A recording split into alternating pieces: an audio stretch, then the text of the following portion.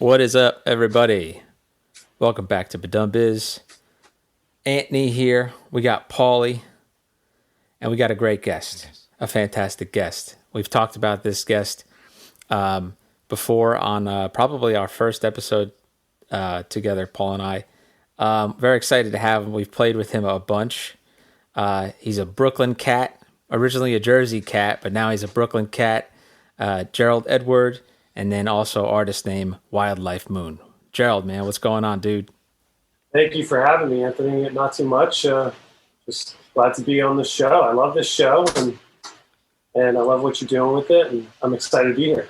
Dude, you don't even understand like how much it really does. It's very warming to hear a guest say like, "Oh yeah, I listened to the show. I fucking love that." That makes me feel, because that's, you know what I mean. Like if the person I want to talk to is like digging what I'm doing, that's what I want, you know? Yeah, man. So I've heard a few people that I've played with on the show, like Pat Van Dyke. Oh yeah. And it's just interesting to get to listen and hear about his life and his career in music, separate from just chatting with him. It's kind of just like, absolutely. Just out there. And then, you've introduced me to some artists that I hadn't heard of. Like, Martin that's Houff, another great thing, man. Great singer and looper. Yep. So, yeah, and I just love drummers. So anytime drummers talk about drum stuff, I'm addicted to internet drum videos. Oh, get out, really? Cat videos and drum videos, mostly. So whatever. Yeah. Lately, I've been getting into piano players too, but it's mostly drummers. That's weird, actually, because I have to say the same thing. I'm currently obsessed with drummers, and the way that I always saw drummers in the past was, if you're like sharing a house with like four guys in college or something, that room that you never want to go into because you don't know what the person is doing in there. That's what I feel like the drum room is like. If it was a music house, and it's like, I've always been secretly fascinated by drums, but also even as a bass player, not knowing their process at all. But I feel like from listening to this, because before I appeared on this podcast and was co-hosting with Anthony, I'm just like you, Gerald. I was a fan. So it's but yeah, I'm totally digging the drum thing. Yeah. Totally. Keep those drum videos coming. Oh yeah, will do for sure. I was going to ask you, Gerald, if there's any, like, off the top of your head, names of drummers that you like frequently will look for their videos. Drummers that I frequently. And I'll name some if you've have you heard of Nate Smith? Of course, yeah. Nate Smith is amazing. Yeah. Nate Wood. Nate Wood, yep. Then all the Nates. All the Nates. Anybody why is it all these Nates have and this ability? Steve too, right? You ever notice Steve? Steve Smith, Steve Gadd, Steve Jordan. Yeah. Oh my Smith's, God. Yeah. Oh man. I love Steve Gadd. I haven't seen him on the internet with videos, but I'll just watch old videos of like Chick Corea and nice. Vinny Colaiuta and Weckl and all that stuff too. I'll just go back to the original VHS. You ever see the three-way drum battle? Oh yeah, the Buddy Rich thing. Oh yeah, disgusting. It's Smith, Weckl, and Vinny, right? Gadd is Gadd. Oh, Gadd. Yeah. Vinny and Weckl. Yeah. That's right. Yeah. Oh, amazing, man. And I remember Gadd just Weckl is just like going off the charts, and then Steve Gadd's just like grooving. Tasty Phil. Grooving, man. Speaking of Gadd, by the way, because it's funny. I usually have that. What's Gadd doing, right? And today I saw a video of somebody took from behind him playing. He's holding two brushes in one hand, or in each hand. So he's got four brushes, and he's playing some shit. I'm going, guy's probably 80, and like a mallet player. Exactly. Like I've never seen that ever before. He probably invented it. The guy. So for listeners, Gerald is, and I was just telling this to him to his face, that he's an incredible singer and he's a really good guitarist. And so, I mean, it comes through in his songwriting. But we know Gerald. Paul and I know Gerald from playing weddings, and together, and and like I was also telling Gerald that, because when you're on a wedding, you're just playing covers, and you're not, there's not like a lot of room to be an individual on those gigs, if that makes, you just kind of just got to fill the role, right? But when, Gerald will like do a dinner set, and he'll do a whole bunch of that type of music. And when you're on your 100th gig and you're listening to somebody play the thing you've heard 100 times, but he makes you want to listen. Mm-hmm. That's like the best thing, because now I feel like, I'm not on a gig, now I'm also at a show enjoying music. Yeah, you kind of become an audience member. And also it's worth mentioning, Anthony, that Gerald was there for myself and your first date. Our first date together. Our first date, yeah. We were literally the first wedding myself and Anthony played together. Gerald was the guitar player. That's right. That's that right. with I think so. With Bill Vivino, yeah. That was in some restaurant, I think. Yeah, it was. So there you go. Yeah. Kind of remember that. Very seminal. So yeah, man. So Gerald played, like Paul said, on our first date together. Not romantic date, Paul and I. It was no, that wasn't our first romantic date. Our first romantic date was another time. But, it was another time. But it was great. Yeah, it was cool. We played some good music that day, and I still remember the very first song we did. It was The Cure. Just Like Heaven? Just Like Heaven. Oh yeah, okay. That was the first song we did. Yeah, it was cool. It was a cool gig, and it's weird because it's really nice. And this has happened. This has happened to me a bunch over the last few years. But there's some musicians that you just meet, and the minute they just start playing something, like within 2 bars, you're like, oh, okay. Yep. Yeah, this guy gets it. Yeah, it's so cool. And that's exactly how I felt. And now we're about to talk about all your original music and all that. Yeah. And it's just mind blowing, man. Thanks, so man. Cool. Awesome. The feeling is mutual with you guys as well. I was just gushing about Anthony's drumming. And there's a lot that could be said about your bass playing and your singing and your guitar playing, Paul. So, I mean, it's like hearing a compliment like that coming from you is just feels really good. Feels really good, and the feeling is mutual. I have had the experience of having to play guitar after you've played guitar at a wedding. And let me tell you something, Gerald. That's not easy, man. It's just not easy. But I am primarily a bass player, so I have that excuse going for me. So Gerald, rewinding a little bit, you also have a really great project that you started a couple of years ago called Ready Set Guitar, right?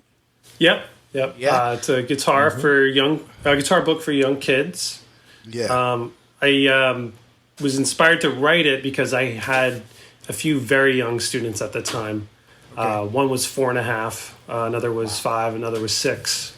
Right. And, I started writing like custom sheets for them with tab that had the strings as colors, like red for string 1, blue for string 2, green for string 3. And would just kind of introduce them to the staff with that tablature system at the same time, and just try to like build up their recognition of the notes on the fretboard mostly, and then try to apply it to the staff later on. And then, as I went along and put these sheets together, I figured out how to replicate them in Finale and make them look professional in Finale. And then once I had enough, I was like, okay, it's time to put all this together into a book and try to put it into more of a method system. Mm-hmm. It's fantastic, cool. And I've given it out to a few people who had kids learning to play the guitar, even adults learning to play the guitar. I remember I've had a lot of adults asking me about it too. It's incredible. And I was sitting down with a friend of mine who is completely musically inept, like just knows what he likes to listen to, but just doesn't know anything about music. And he, even just looking at it, it just made sense to him. It was just like, it was a very kind of, it just brings things back to basics, and it's a really, really cool system. And I don't know if it's still available online, but we should put the link in. It sure is, yeah. We'll include it. People could find that at readysetguitar.fun. Awesome. Also on my lesson website, which is ditmasparkguitar.com. Cool. ditmasparkguitar.com. Cool. Yeah, So- all these links will be in the description. Brilliant. The reason that I bring that up, Gerald, is I want to ask you, where were your origins with music? Was it something that was at home when you were young, or was it something that you self-started yourself? Like, bring us back to where you started playing and what happened to inspire you. Well, yeah, there's always music around my house growing up because my dad was a folk guitar player and my mom was a singer. She was a vocal major at Boston Conservatory, which is now part of Berklee College of Music in Boston. And so yeah, I had two musical parents, and I was really first inspired to learn guitar when friends of mine in the 6th grade were putting together bands, and I think somebody needed a bass player, and I was like, well, I could learn the bass. It's only 4 strings now. Yeah. Only 4. One note at a time. One note. so I can easy. handle that. It's so easy. There's nothing to it. It's the easiest thing you can do. It actually is to start playing bass. I found bass a very easy thing to start playing. The problem with bass is it's actually a very difficult instrument to be good at. Exactly. Yeah. But Totally, I've also seen you playing bass. I've seen you rip out Dean Town, Gerald. I know you know what you're doing. Well, yeah, I quickly learned that it does take time and practice to get good at it. I started playing guitar first, actually, because I remember asking my parents for lessons, and I think the logic was like, well, you should start with guitar and then kind of add on bass. So I did that. I also played in like the school bands and everything like that. But mostly it was original bands, like punk bands and metal bands that I had started playing with and practicing with. What was because when you start playing, there's something that sparks the content that you're working on, right? So what were you listening to that made you really want to pick up the instrument to really practice? I think Descendants was one of the bands that really inspired me, because they just had like really cool bass parts and really cool guitar parts, and the drums had that surf punk energy to them. It was just very energetic, and the lyrics and everything, it just felt like me at that time. Oh, like cool. Nerd punk rock. That really didn't really like stick to any definition though of punk rock, I feel like. Okay. But yeah, just that kind of energy. Black Flag was another. Exploited. Of course, Metallica. Yep. I feel like the tab book to Master of Puppets and Justice for All and the Black Album, that was like my 7th grade education in music. Sure. I'm shocked. I'm actually surprised that you were listening to the same music I was listening to. I remember being in a metal band. We did Metallica and Megadeth covers exclusively. We did 1 or 2 Pantera. And myself and the rhythm guitar player, decided to swap instruments.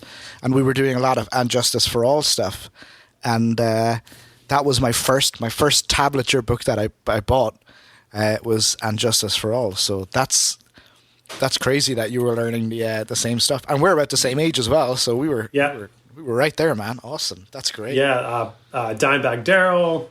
Dave Mustaine and all those guitar players, just with all that right hand. And then just like the left hand is just like butter across the neck. Yeah. Yeah. So I think that solo in talking about Dimebag Darrell, like one of the first guitar solos that I heard and then I saw in the tab book, and I was just truly blown away with, because I'd been listening to Metallica and before that, and like getting into some metal soloing, but that one run that Dimebag does here, like I've got the guitar here actually. Do it. Yes, we're gonna see some stuff here.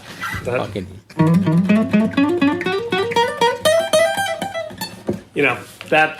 Shit. It's just that one pattern, but it's just such a guitaristic pattern, and it just got so much energy. And there's just something in that pattern that's just like, I don't care what this is cool, and that's what I was after. I like that you just grabbed an acoustic guitar to do that too. That's the funniest part. Well, yeah, that's so cool. Yeah, nice, man. It's I was a huge Dimebag fan. I always found himself and Marty Friedman, who was playing with Megadeth for a little while.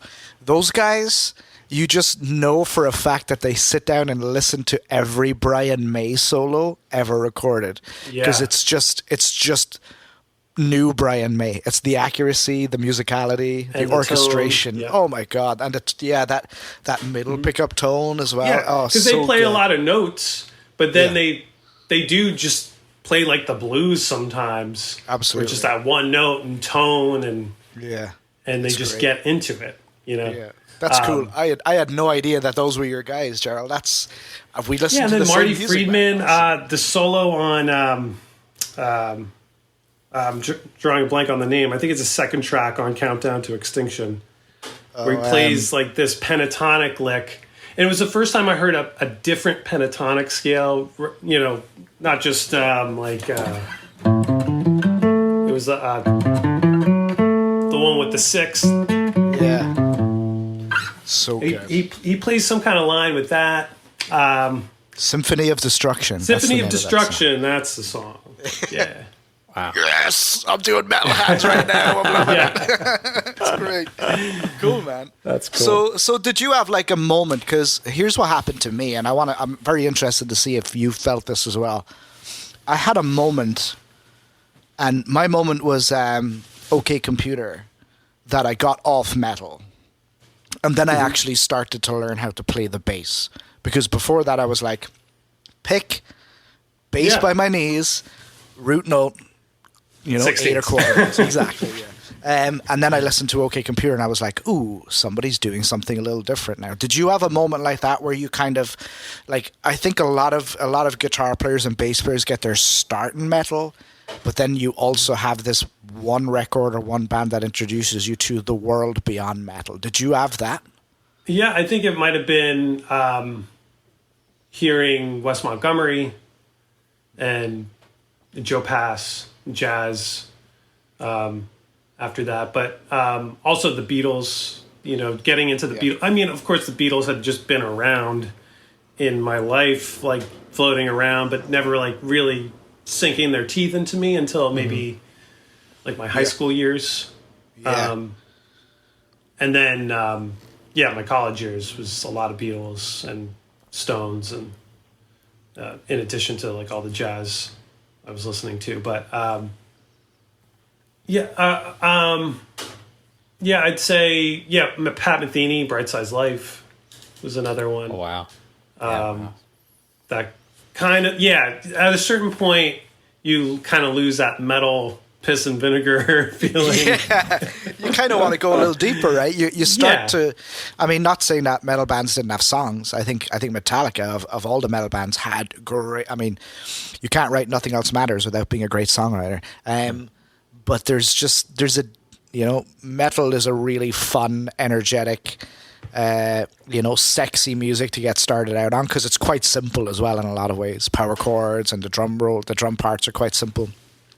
But then every musician that I've ever spoken to that grew up with metal always has that moment where they went, oh, there's all this other music. Which was a huge move. It's like a cult. You're in this cult of Megadeth.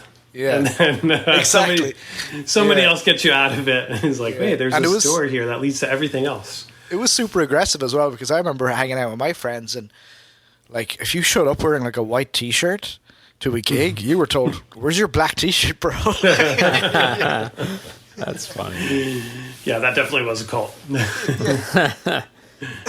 So even drum wise, I'll even say like, yeah, when there was a moment where, I think I just saw a drummer play live with a band and was playing the basic ass beat that you learn when at your first beat, boom, the Billie Jean beat, and people were dancing. And I remember like having so many moments where I'm looking at the crowd and nobody's moving. They're looking at us, whoever I was playing with at the time. And this might be like early college, like freshman maybe, or late high, whenever this was. And that moment right there, I was like, I'm clearly not doing something right. So all this other bullshit, this double pedal that I just got, these extra toms I got set up, this really doesn't matter. And you just change what you choose to listen for, what you value. And I think, and then eventually you get into like hip hop, electronic music. It's unavoidable because that's Absolutely. what really makes people dance. And then all of a sudden now it's just what I choose to listen to. My 13-year-old self would be like, "What happened to you?" But no regrets, man. Yeah, of course not. Yeah. Your 13-year-old self isn't your best self anyway. No, not really. It could be up there with one of your worst. Oh, sometimes I'm just like, I just want to go back to being 13 and knowing nothing. When did you start? What was it like? Somebody had a basement with the drum set and the amps and stuff like that. Like when you started playing in bands, was it a garage? Was it paint that picture? Yeah, it was. I think it was a garage, or I think the first rehearsal I did was at the Presbyterian church where we had Boy Scout meetings. Oh wow! Okay. Yeah. Wow. A kid a couple years older than me had a band, and we idolized them.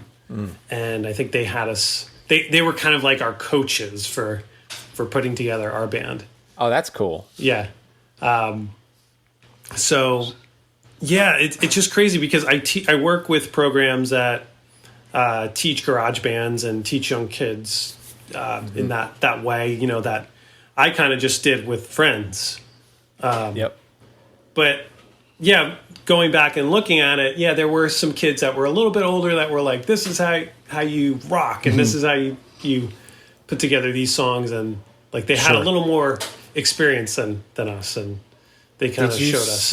Did you see them play shows and stuff like that too? Like perform? Yeah. I think after that rehearsal, we was a show where they played a bunch of Sex Pistols songs, and dude, isn't that the greatest to see at that age? To see a live, it doesn't amazing. even have to be good. Yeah, it's really like the energy. It's exactly just the energy and the attitude, and Man. It brings me back because like with the punk stuff, man, like getting into Pennywise and Bad Religion and NoFX and who else, Strung Out, and all that type of stuff. Yeah, and you'd go see, like a local. It's like I had no idea this chaos was happening here, like chaos on like a punk show, and I was like, I love this. Yeah, you felt like, that's something that's a small goal. That's a goal. I want to be on that stage. Mm-hmm. With the band. It was a rush. It was a rush just being in the audience, and so imagining what it would be like to be on the stage was, I couldn't even comprehend that really. Yeah. Do you remember the first time you were on stage? I remember the first time I was on stage. I think it was for an 8th grade talent show or something like that. Right. Like playing our own music. Is that what you mean, Paul? Like no, just like literally the first time that you were out of the garage, standing in front of people, and they were watching you play. Yeah, I think it was. I think it was a school talent show, where we were playing instrumental music that we wrote. I really wish I could remember the name of the song. I think it was like Undertow or something like that. Yeah, which is probably what every 13-year-old or 14-year-old would name an instrumental progressive nowadays would be rock called song. like what would be called today? It would be like Lil Fuzzy Lit or Little whatever. Fuzzy Lit. Yeah, something like that. Yeah. yeah. Released by 12-year-olds called Drinking at the Club. DE. KLUB. That's got some energy too. Yeah, It's weird when you said a minute ago, Gerald, when Anthony was asking about where you started playing bands or whatever, or rehearsing, and you said the Presbyterian Hall where the Boy Scouts meeting. It's probably one of the most American things I've ever heard. I was expecting like a bald eagle to fly through your apartment there. Yeah, Boy Scouts of America. We got a badge for that, bro. Oh, did you? Yeah. Starting a band. Yeah, starting a band. Oh, That's man. awesome. So that was your start playing. When do you remember the first song you wrote, the first music you wrote, the first composition? What age were you? I think it was that talent show song. And yeah, we were like 13 or 14 years old. And then right after we performed that song, I think we played a Billy Idol song. Nice. I think it was Rebel Yell or something like that. Yeah, great. That's one of my favorites. So Yeah, good. yeah. What age were you? I'm sorry, what's that? What age were you when you wrote your first song? 13 or 14, I think. That's when I first wrote something with my bandmates. Was it about a girl? No, it was just a riff. It was like even before like that all started for me, you know. Okay, all right, okay. I was just like, I'm really into riffs. Yeah. Yeah. I was on my second marriage by the time I got to 30. I grew up in Ireland. Very cool. That's awesome. That's great. That's I mean, cool, it's. man. I think we all probably started writing around the same age. I know I was 12 or 13 when I wrote my first little bass line, and in fact, my first performance on a stage was at a place called Connolly Hall in Cork, and we played an original. My first ever performance was an original song. Wow. And it was, I remember it was terrifying. It was the most terrifying moment of my life. And now I think back at it going, it was terrifying, but it was very good. It was a very positive experience. And then I think back on it quite a lot, and I think, like, what if I had, like, snapped a bass string and my bass amp had exploded and the drummer fell off his drum stool? Would I have just given up playing music then? Well, I mean, I've been in that situation many times, and I haven't given up. So, but you're saying the first time for that to happen, maybe, maybe it would have changed things. I don't know, but I don't think so. There's think something about that age that when you discover that stuff and you start seeing. I think seeing yourself grow in a lot in a short amount of time, and it's something that you love. You almost feel intoxicated by. You don't even have to ask yourself to do it or make yourself do it. You're doing it. And then you don't want anything more. Yeah, sure, you're going to have that. Everybody's going to have that performance that like, oh, that was terrible or whatever. But sure. That's never happening again. Yeah. Because I want to do it. There's something about it, you know, and I imagine that's why you went on to study music. Yeah. Yeah, and you know, I do remember messing up in front of people, like in middle school or high school, and feeling down about it. But yeah, it just was like, okay, I'm gonna feel bad about this for like a day or so, and then just do it again for like new song, new stage. Yeah, you know, Get back on the horse. Yeah, get back on the horse. Yeah, it's. I mean, yeah, and then. In terms of wanting to study music, I think just like through reading like Guitar Player magazine and seeing all these guitar players that I admired talking about Berklee College of Music, and that kind of got me in the mindset of, okay, I could go to college and study music and you know, grow that way. When did you get into jazz? When did you actually like, when did your ear kind of get stimulated by that? It was through a private guitar teacher named Jack Keenan. He kind of got me onto playing jazz in West Montgomery and Joe Pass and all of that. I had teachers before that introduced me to jazz, and I had played in jazz band and all that before, but I didn't really get into that music until those lessons with Jack. I think because a lot of his teaching style was just focused on listening, and I remember him telling me once, like, you should learn these solos, like, or Charlie Parker solo or Charlie Parker melody, the same way you learn a Kirk Hammett solo. Just like by ear mostly. And then I was like, oh yeah, I should do that. Okay, that's great. That's a good idea. That's great.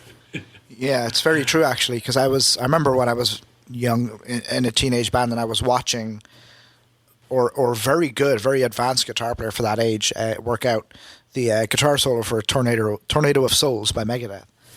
And he was working off the tab and the music, the notation concurrently. He would play off the music, and then if he wasn't getting something in the music, he would look at the tab, and it was amazing the amount of errors. Like, he was going, this was the official tab. Oh wow!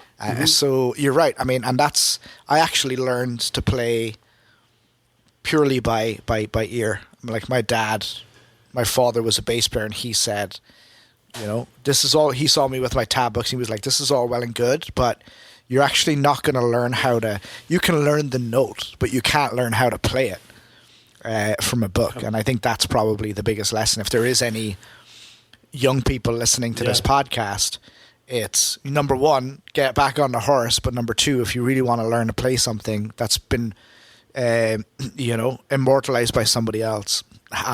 Learning how to read music is great, but you'll never get a better, feel for something. And even if the official version is absolutely accurate, it's not going to get the feeling from it. Yeah, totally. Yeah, the best musicians are really good listeners. I think they're just they're very good at picking up the details, like just these finite details about a sound and how to recreate that sound. Yeah. Even to the point where, like, somebody like Jacob Collier, on a level of like this chord to this chord, and he said something about like this, feels like Sunday morning, or sounds like, or whatever. Like, the interpretation of music in that way, it's like the best minds are able to, they just have such a great ear for, how to make it's almost music like how to make music feel like something, which is the goal.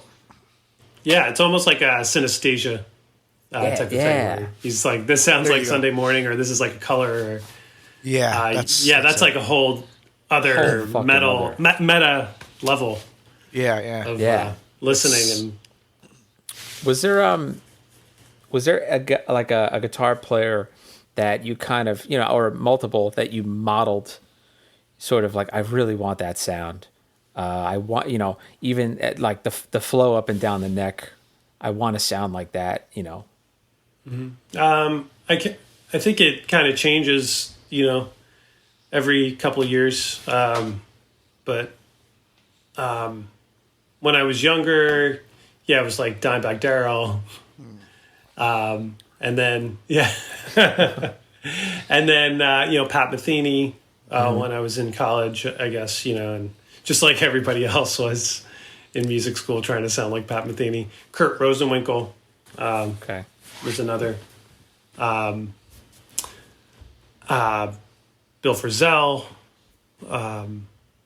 Wes Montgomery, Joe Pass.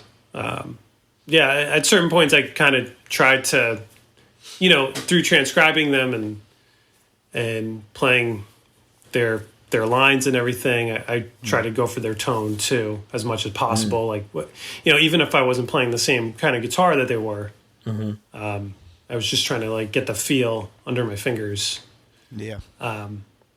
And Peter Bernstein is another jazz guitar player that I try to copy. Jim Hall was a big influence on me. And then just like a lot of folk players like James Taylor. Try to like get that feel as well.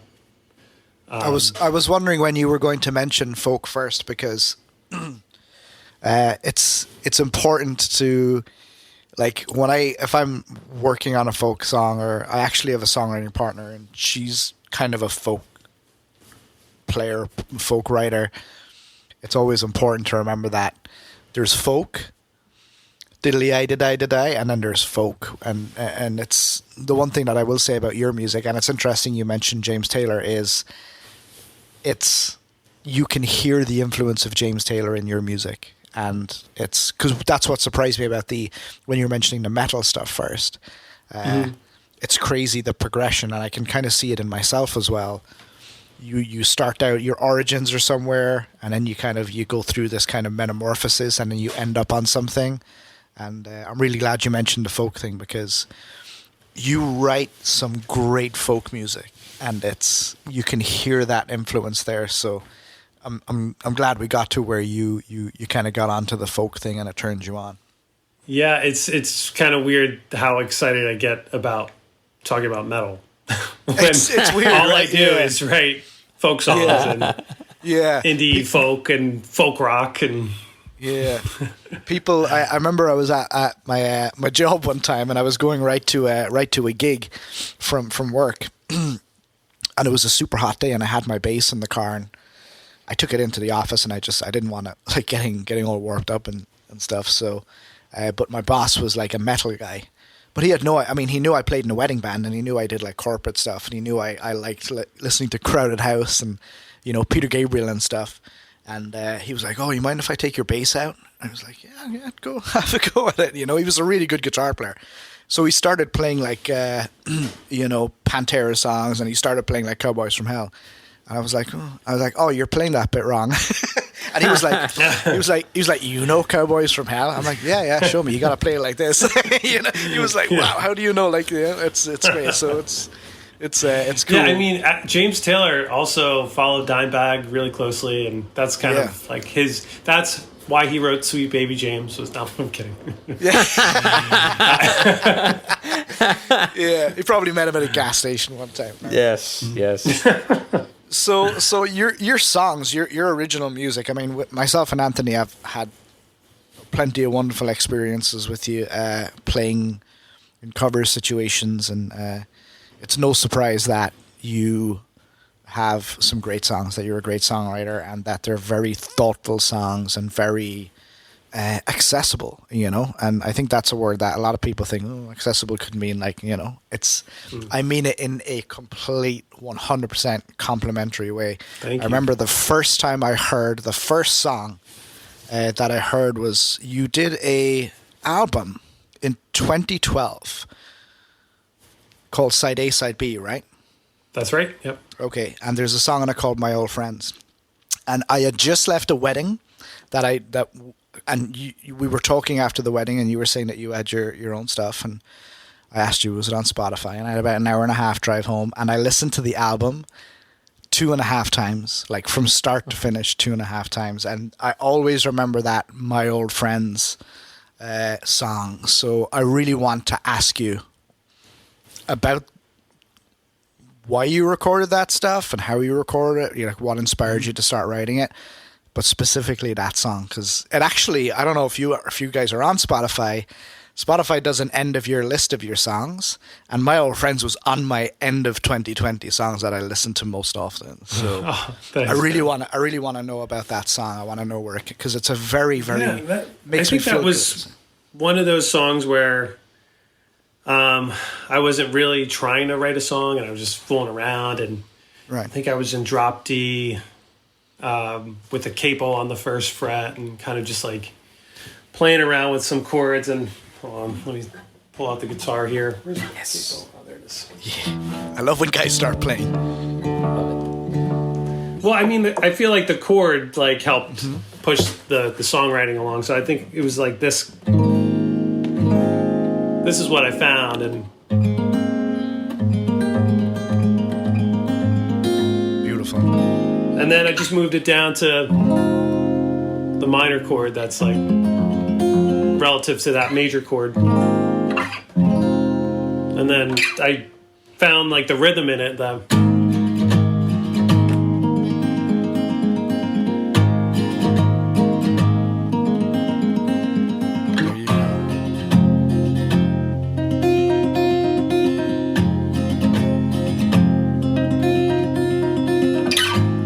And I think like the first line of that song, "I Feel Like Myself Again," was just because feeling those chords, I felt like okay, this is familiar. I feel like myself again. And then It's cool, and then it kind of just flowed from there. Yeah, it's got a really good, like, just even the part you were playing there, it's got a really good, like, it's folky, but it's also got a really good groove. You know, it's got a great like. I was like because let's face it, like folk can converge on the Caucasian, you know, but that's got a really like that song in particular has just got. I remember listening to it for the first time and just it was really groovy. It was really you know, nice to listen to, and felt good. Kind of, I don't know if I just heard it at the right time. I was like, it was a very chill evening and I was relaxed and I was like, I'm gonna get to know my guitar player buddy here. It was awesome. I feel like myself again. I've been hanging out with my old friends. They take me for who I am. Nothing in this world feels better than knowing that the best things never change. After all the time is real. Count my lucky stars for once. Fill my every day with fun. Thanks to my old friends.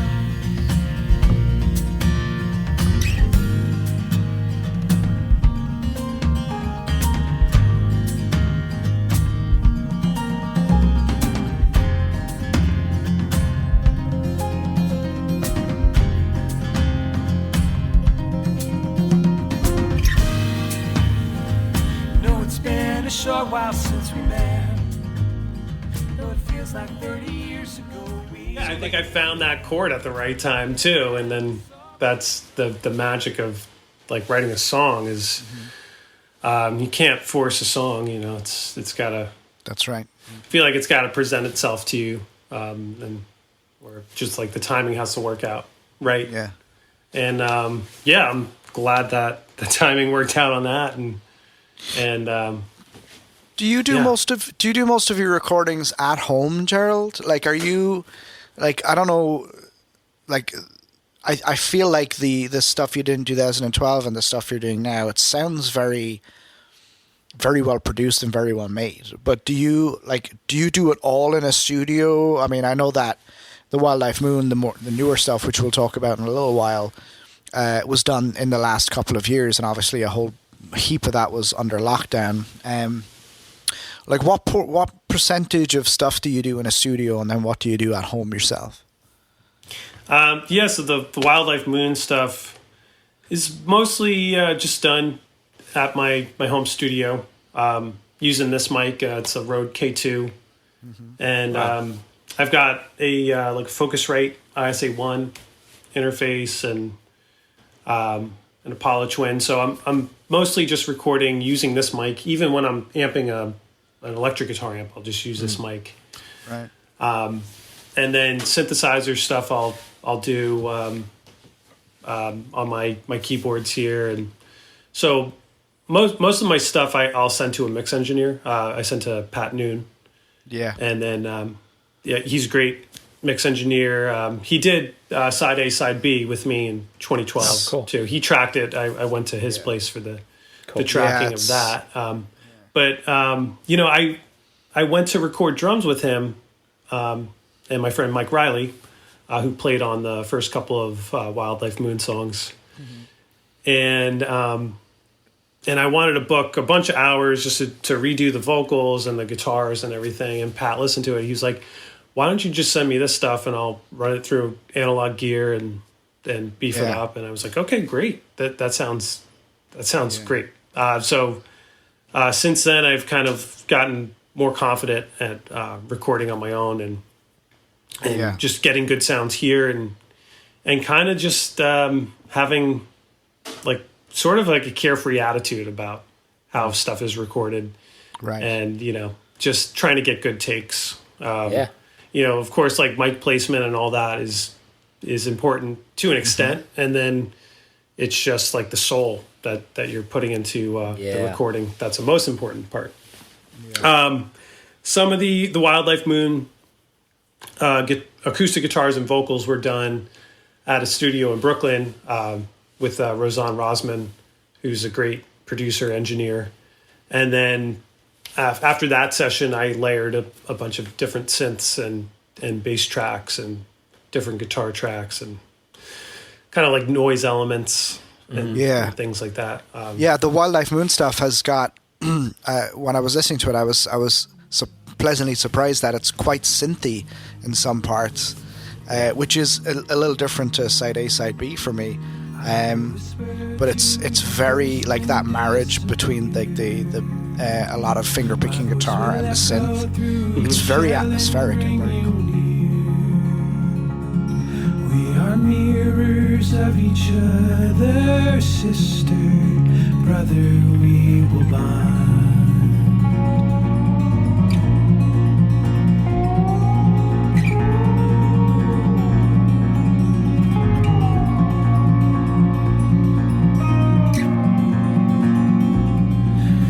Family tree, growing the seed of integration.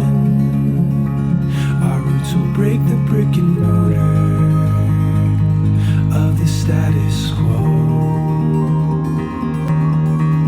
Anomaly, we are the recent adaptation, the new descendant bringing order to the ebb and flow. Whisper to your ghost and disappear. My voice will echo through your shell and bring you near. Yeah, some of those tracks and then the track that's coming out on June 4th, those were done without a click and singing and playing live. Nice. Either the acoustic guitar on Only Person Left on Earth and another song, Mirrors of Each Other. Those were done with the vocals and the guitar live. And there's something that you can't get by doing one and then tracking the other on top of it. So like some marriage there between those two instruments at once makes one instrument. And it's hard to get those on separate tracks. So how'd you go about then that, when I by went, the way? Sorry to interrupt you there. I think Rosanne just gave me one mic, one condenser mic for the vocals, and then 2 stereo mics on the acoustic guitar. Wow! And then you were able we had to work to out the phasing and everything. I was going to say, that's the hardest part, right? Yeah, I think so. Yeah, I think Pat dealt with most of that. Okay. Yeah, and he did a great job with it. And then the other part that was hard for me was putting bass and synthesizers on top of that, because it's not on a grid and you have to just listen and there were certain times where I'd have to punch in and just like slow down or speed up a little bit for the bass track or for the synth track. Wow. But it's, I kind of do a mix of quantizing and then non-quantizing with synth stuff. But in that case, that was all non-quantized, so it kind of like created this ebb and flow to the grooves on those tracks. I'm now picturing you in the studio with your engineer, and the engineer looks at you and was like, "Quantize," and you just saying in a very like you're wearing dark glasses and you're hungover, and you say, "Dude, just let it flam." Yeah, that's what I imagine happened. Let's just let it flam, bro. there are a few flam moments. but I've kind of just learned to live with those flams and just accept the flam. I think Except the flam, man. I listen to music all the time that has like flamming is. I think flamming is probably the most musical thing you can do, especially if you're doing it in the way that it serves the song. I mean, running alongside the drums, holding back off the drums, getting a little bit ahead of the drums. I think that's a great skill, and it can make a good song really, really good. I love it. Yep. I think it's intent. The intent behind the note that's being played, or the what's being sung. You know what I mean? Like, there is something about, like, there's a little bit of confidence. Like, it doesn't need to be perfect. This is what I feel right now. A little swagger, a little bit, yeah. You can't tell me that I've got to be on the grid. I mean, it sounds great, Don't worry, I got this. Yeah, exactly. Yeah. What about drums? I mean, you mentioned drums a minute ago. You recorded the drums in a studio, or is that's a real drummer on there, right? On two of the tracks, it's Mike Riley on "You Don't Have to Hide" and "Darkness." Every time I close my eyes, every time I think I found a way out, the road ahead of me divides. Winter calls my name, storms cloud my mind. When I finally wake from a dream, still feels like I'm trapped under ice. My best days feel like a past. Let them go before they drag me down into someone you can't believe in, into darkness I don't want to be in, into someone you can't believe in, into darkness I don't want to be in. I'm trying to make some sense of our broken plan. Those are the tracks that we did with Pat at a studio in Red Bank, New Jersey. Yeah. I'm trying to blank on the name of the studio. Retro. It's on Front. Retro Media. Retro Media. I like that guy. What's his name? Yeah, that's a great studio. Great I like space. that place, in there. man. Yeah. Yeah. I met the owner briefly because he was renting it out to Pat for me. But yeah, really nice guy. Has a great space and just awesome gear. Yeah. So go record there if you're in the Red Bank area. Red Bank. So so those songs, it's Mike and Pat engineered that session, and another song that's coming out on June 4th. That's Gerald Edward, and he's a Philadelphia bass drummer, and he tracked those drums, and then we sent them to Pat, and he put everything together. And recently, I've been working on another 3-song EP. Nice. The drummer that I did my first record with, You Write the Words, in 2010, Jordan Perlson. He tracked drums good. for Jordan's amazing. Yeah, I like he's him, down man. in Nashville. I just said, so I track everything originally with using Easy Drummer, which is a MIDI program.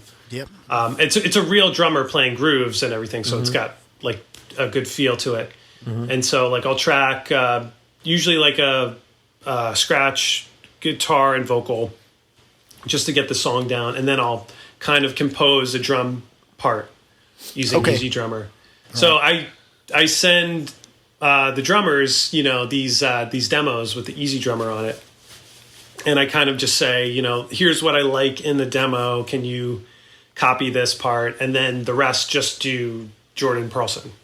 There you so go. That's cool. Yeah. And Jordan is incredible. He gave me 3 takes of each song.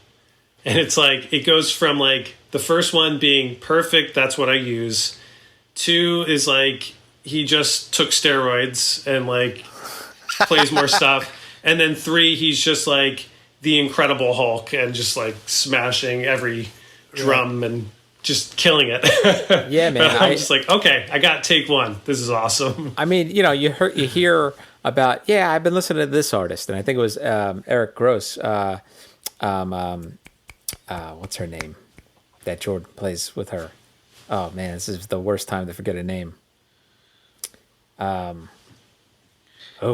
Edit name in here. I know, edit name in here. What's the hell's her? Becca Stevens. Yeah, Becca Stevens. Yeah. Becca Stevens. Yeah. So I remember Eric saying, "Yeah, check out. You might like it." Fucking, what an album! I think something Animals. I forget what but that album. And then it's like, who's playing drums? And then you find this guy Jordan Perlson. Yeah. Have you seen him playing with Hiromi? No, I haven't. No. Yeah. Oh shit! No way. Yeah. Shout out to him, by the way. But anyway, go on. So yeah, that's kind of my drum story. Is just I'll kind of compose and then play bass and synths and electric guitars. Depending on the song. If it's more of a rock song, and then sending those off to a drummer and getting their like real drums and like their feel and their personality on the record. So you give notes, or like do you just allow? Because this is something that's like with songwriters that I'm always fascinated by.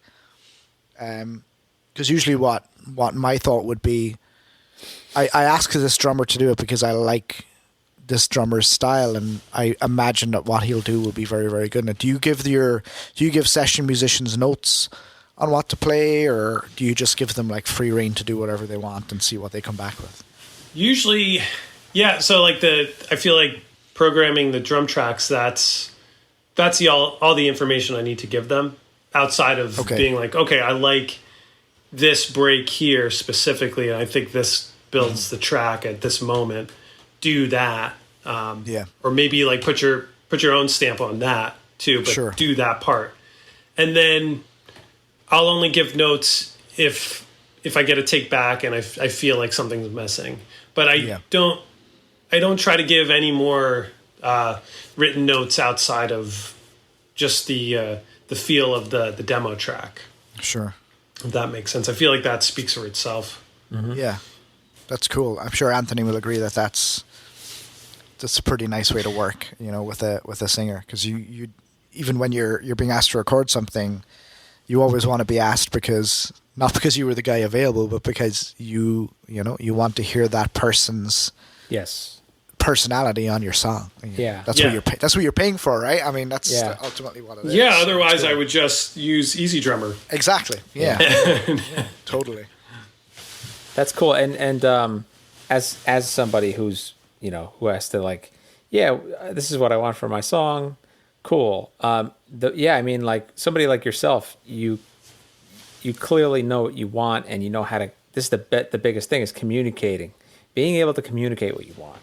Like even like, because there might be more information outside of this what you program, just little details of like I was trying to go for this type of vibe, and even that stuff is so helpful because ultimately we want to give you what you want. And we want to know exactly I want to know exactly what you need for your song. And the best thing is actually when you're like, oh, I know what you're going for. That's cool. I can't wait to record this. That's yeah. So yeah, that is, and I feel that way too when I play guitar on other people's songs and on their gigs, and that feedback is totally helpful. But yeah, that moment where you're like, okay, I get it. We're good. Yeah. You understand. Yeah. That's cool. That's a good energy. I don't ever imagine you not getting it, Gerald. No. You always get it. You always get it. You always get it. No, there's plenty of times where I don't get it. I'm just like, I'm 4 years old again, and I'm just confused. Oh, I'm holding it upside down. Sorry. Yeah, exactly. Yeah, I'm like, this is it, right? Okay, we're good. Okay, guys, you're paying me to do this. All right, great. Question for you. So, when you're having people, when you're like arranging a sound via other instrumentalists to get, you're trying to get this vibe. Have you, and obviously for a recording, but have you like translated that to the stage ever? by, either hiring those people or trying to gather musicians to recreate this, this sound on a show? Yeah. And it's challenging. I feel like it's hard to copy what you did on a record and make that into a show. That's very difficult. It's hard. Yeah. For a long time, I would try to just replicate every note I played on a recording, and it just doesn't work out that way, like live. And especially trying to give instructions to other musicians that maybe didn't play on the recording, and trying to like copy somebody else's personality that came through on that recording. You're always going to be disappointed. So I feel like you have to come up with the live version. Sure. Yes. Maybe it's not too far off of what you recorded, but you have to come to terms with, this is going to be different. This is, It's hard. That's hard. That's such a hard decision. Yeah, I know what you mean, though, man. Wow. Yeah, unless it's the same 4 guys or 5 people, that did the record. Even then, it's tough. Yeah. I mean, that's fine if you're a multi-platinum Grammy-winning artist who has people lining up to play with you. Exactly. Then you're set. You could you could replicate everything. If you have a gig at Rockwood in 2 weeks and you need to put a band together, it's you kind of just gotta just jam it out. And I always wondered what songwriters are thinking when they're recording. Did you think about playing these songs live at some stage, or were you just solely trying to get the best sound for the moment and the best sound for the song? Yeah. I think for me, sometimes I think about that when I'm recording. Right. Like, how is this going to translate live? And I guess now I have that thought, and I'm like, okay, well, I could lose the synthesizer and not feel like that I'm going to miss that too much. Sure. Or maybe the bass or something. Maybe just like focus the mix more on the guitar and the vocal. Yeah. And when those other things disappear, either if I'm playing it solo or in whatever capacity, it's still going to sound like the song that was recorded. Sure. And it's still going to have that feeling. Yeah, hooks, chords, and words. As long as you got those 3 in there, you're usually pretty good to go, I think. Yeah. I'm looking forward to hearing this the new stuff live. So speaking of the new stuff, I was listening to it the other day, and Anthony, I don't know what you thought. One artist or band came to mind, and I'm a huge fan of this band. And when I was listening to it, I was thinking, Dire Straits. Mark Knopfler. Yeah. Mm-hmm. Like some of the guitar work and some of the atmosphere of the delivery of the vocals was very... Because Dire Straits are known as kind of a rock band, but in actuality, if you get into their deep cuts, they're actually kind of a folky, almost touching on country-ish type band. Yeah. That finger picking that Knopfler does is absolutely and very folky and very country. It was like I was sitting there going, what's this making me think of, and it wasn't reminding me of it. It wasn't like it. It was just like, what am I feeling right now? We talked earlier on about like making it feel like Sunday morning or the sun coming up, and what it made me feel like was listening to Dire Straits for the first time, and it was like, this is cool. This is a really cool feeling. Are you a fan of Dire Straits? I love Mark Knopfler, and I love Dire Straits. I love the first record especially. And I don't do a ton of slide work. Sure. But for whatever reason, when I get into recording, I'm like, okay, this needs some slide guitar on here, and this needs like that kind of that element of just like in between the frets and it adds like some cinematic effect, I think. It totally does. It's especially when it's mixed in with some synth too. I feel like you could get a lot of style out of that and atmosphere. Yeah. Yeah. So like Knopfler plays great slide too, and I think the thing about Dire Straits is there's a lot of playfulness to it. Mm-hmm. The songwriting, it could be a serious song, but it still has like some aspect of like comedy to it. It does, or just like self-awareness to it. Sure. And I'm trying to go for that, especially with a lot of this stuff being produced from my home. Like it's kind of like it feels very comfortable to me to kind of just go for things, and even if it's a take where I mess up a little bit, I'm like, oh, that's kind of funny.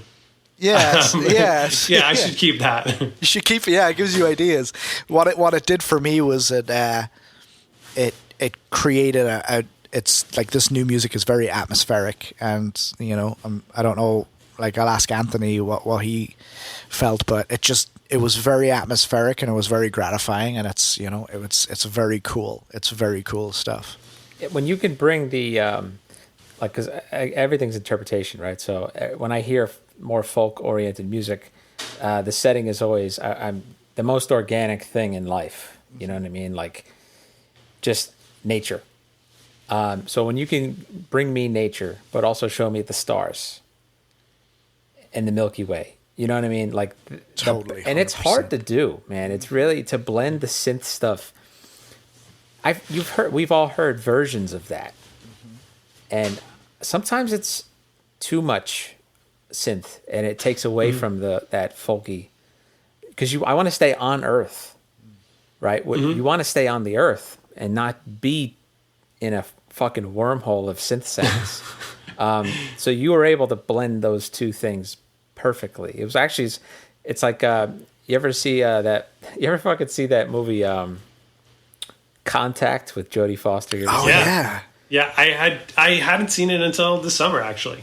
Wow. So there you go. Yeah. So like there was that, that moment where she's on like a beach or something like that, and her father appears or whatever. I mean, like it is the most fucking outer space, goddamn quantum experience you could ever have, but it's on Earth. And that's what I like. That's kind of what I like. It's familiar, while also new. I like it. It was very cool, man. But hard to do.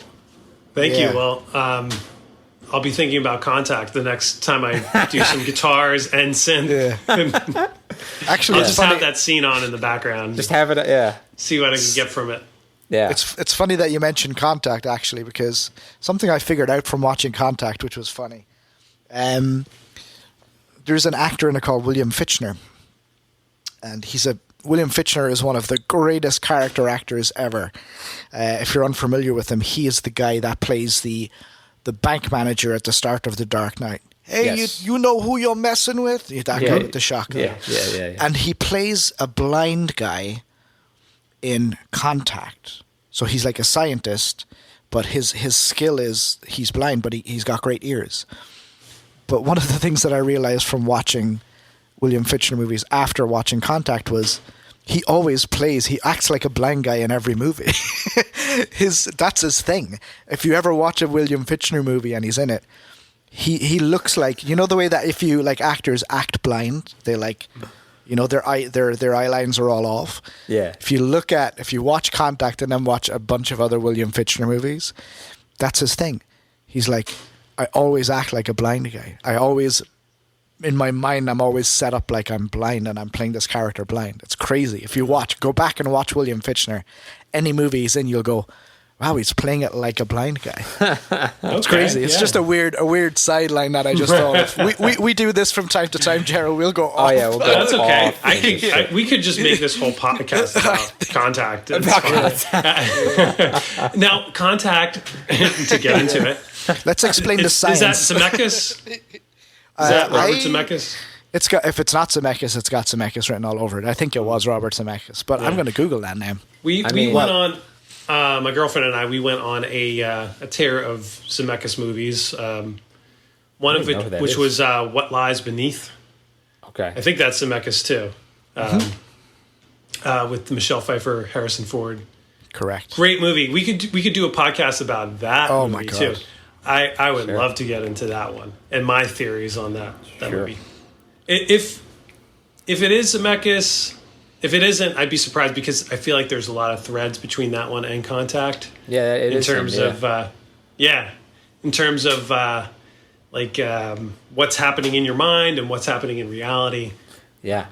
So he directed Contact, and he directed What Lies Beneath. You're right. Wow, your movie knowledge is great. I like it. Wow. And there was a lot of controversy with Contact, because there was footage of Bill Clinton speaking about some other, I think, proxy war thing that happened around that time, but like repurposing that footage for the space expedition that happens in Contact, and people were pissed off about it. So there's some other interesting content. See, I'm on it, man. When are we starting this? Let's just talk Biz podcast. Man.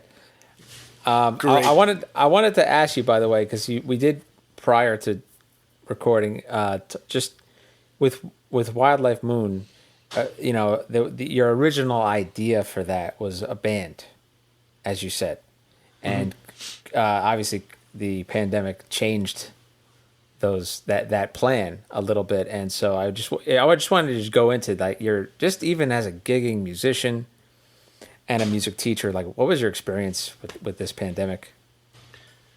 Starting with the band, I had recorded and played music as Gerald Edward, as like solo artist, Gerald Edward guy. And I had played with Inland Traveler, which was another collaborative band that I worked with for a few years. And maybe from like 2015 to 2018, I hadn't really done much. And so around the time where I started getting around to my music again, early 2019, I had the idea to just make it a band and not have it be cataloged as Gerald Edward. So I started rehearsing with a few of my friends in Brooklyn.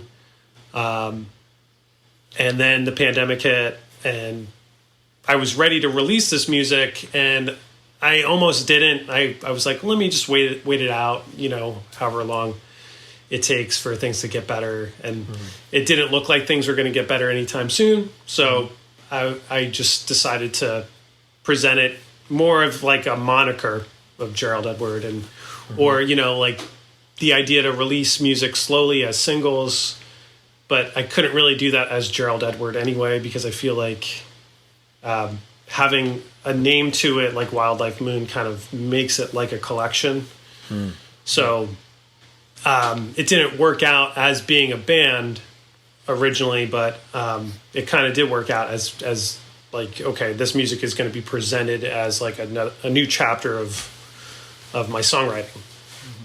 And then in terms of teaching and things like that, I mean, I've just been so fortunate to have a student base that stuck with me through the pandemic, and that's awesome. And we were able to work over Zoom, and I had a few new students that came to me, that I've never met in person too. That oh wow, I've been doing lessons with for the past year, which has been great too. So you can do a lot of great things on Zoom with lessons that you can't do in person, and vice versa. So when things get a little bit more open and we could see each other, like when I could have people come over to my apartment again and do lessons, or when I could go out to their homes again, I hope we could kind of maintain a hybrid of Zoom classes and in person too, because Absolutely. I feel like we can accomplish a lot, like on the screen. It's great to just be able to like use Finale and show them how different exercises get composed that way, and and just listening and for the younger students, just music games online are really helpful too. I feel like a lot of my students have gotten better at note reading. Through just the Zoom class. Same here, man. Same here. Did you find that? Sorry, Paul. No, go ahead. I just had a question about did you find that? Because it was a challenge to do it over virtually. There was just more thought of how to for me at least as a drum teacher, there's just way more thought about how to approach talking about a concept as opposed to I could just show them in person, right? So did you find that there was a big enough challenge to like, because I feel like I'm a better teacher now because of it. Yeah, I feel the same. You know, it's having to adapt really, you know, makes you feel like, okay, I've adapted to this and I can do this well. And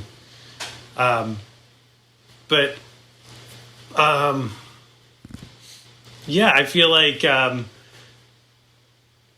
it's definitely strengthened my ability to communicate, because I can't be in the same room and be like, it's this is the chord shape, or like I can't move their fingers to the chord or like point to the frets on their guitar. Have to be very specific about how I speak and how I instruct, and have like multiple ways of trying to get across the same point, because not everybody learns the same way. So you have to have like that's right an explanation 3 different ways for like one topic. And not being in the same room really strengthens that ability. I feel like the ability to communicate. Man, I wish I had teachers like you guys when I was in school. That's such a great thing that you just said. Like, not everybody learns the same way. I think it's one of the biggest flaws in the education system, right? Is that they just think everybody should learn the same way, and it's standardized tests and things like that. Yeah, it really hinders learning. Because really if you're just focused the whole semester on the standardized tests and not the intuitiveness of learning and teaching, then and music is a good kind of analogy for that, because imagine if there was, okay, you got your learning music in school, your theory and your practical and all that, but if you're like a kid just going for guitar lessons or bass lessons or piano, imagine how crap music would be if there was standardized testing for learning how to play the guitar. Like, it would just be the worst. I mean, it's somebody should present this. Because, I did go to music school, so that does exist. It does, and from like if you're studying music like at Berkeley or whatever like that, but if you're just if you're a kid that's just going to like School of Rock or something, I mean, you want to be. It's all about not doing what everybody else is doing, right? And the other good thing you said was. There's Zoom. You can do lots of very good things on Zoom. You can also do lots of very bad things on Zoom. And one of the things that I heard about, which is kind of hilarious, during the pandemic, a friend of mine worked for. We're going to leave the person unnamed, but it was a political candidate in the 2020 elections at state. Let's just say at maybe state or federal level, and this particular candidate was doing a public Zoom town hall meeting.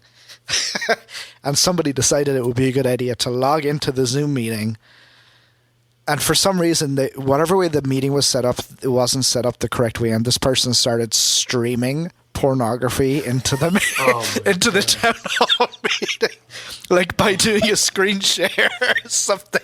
So this candidate was like, and it was like because the thing is, there's only one way of doing that.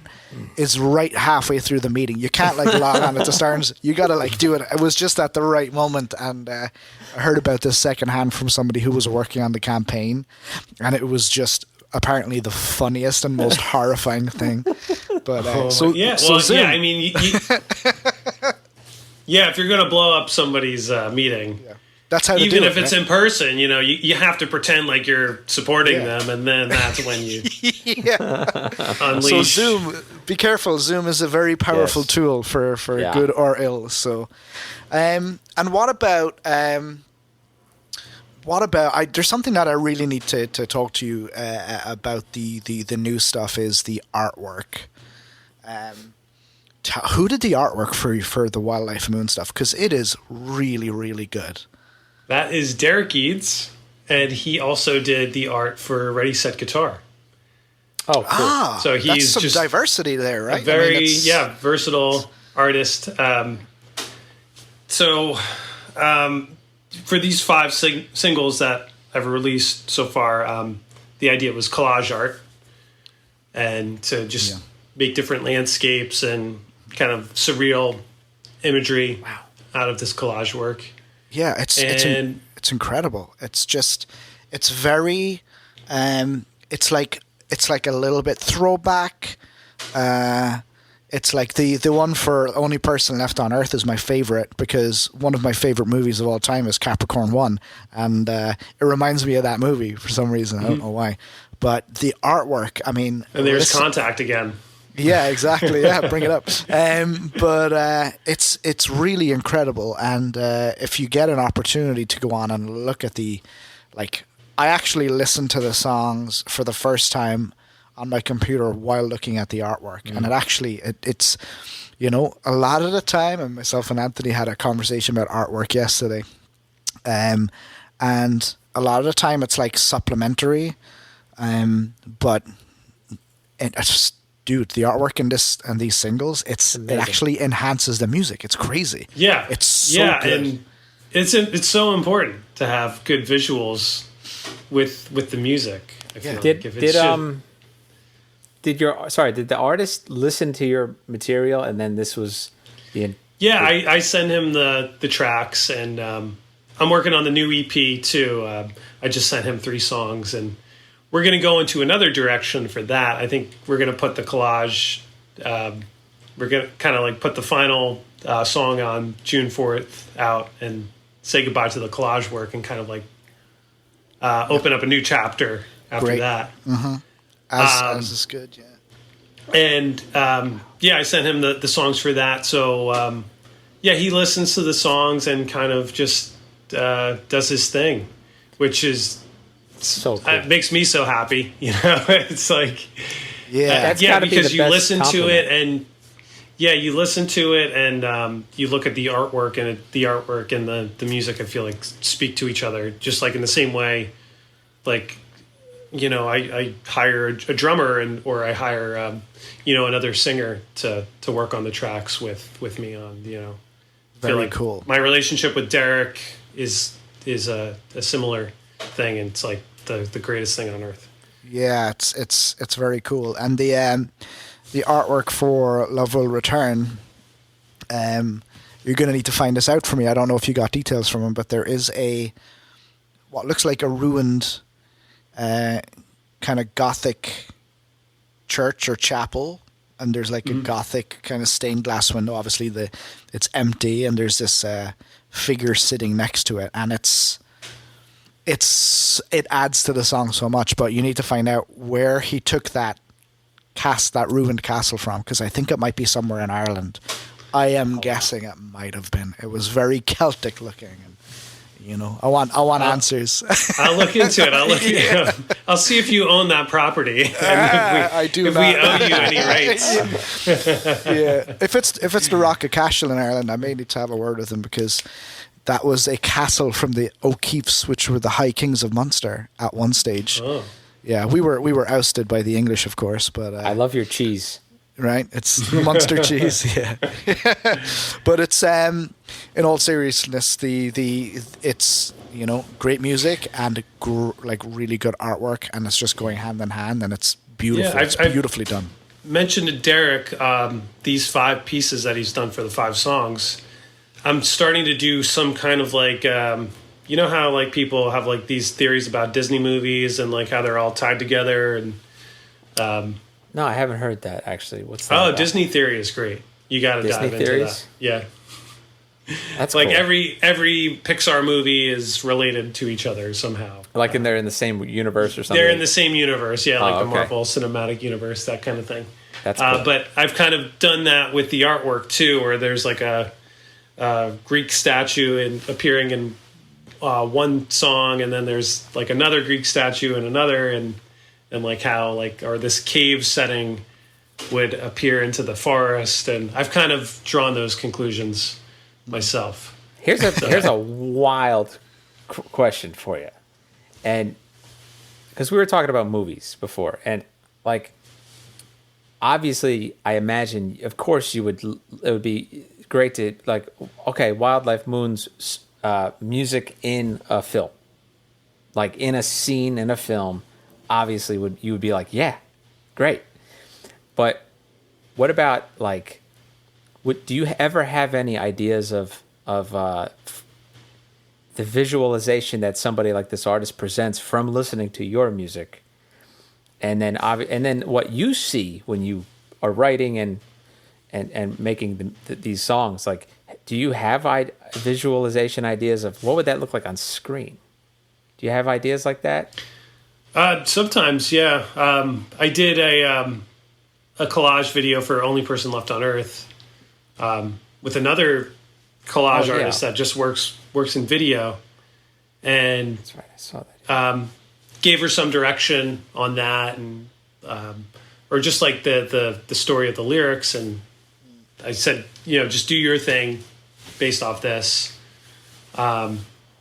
So yeah, I do have ideas. I'm working on another song from the EP that I'm gonna hire another animator to work with. That's so cool. Very cool. And kind of like just brainstorm ideas. So yeah, it's I don't have like any specifics right now for that song, Right. but yeah, it's like I do have some direction ideas, if that's what you're asking.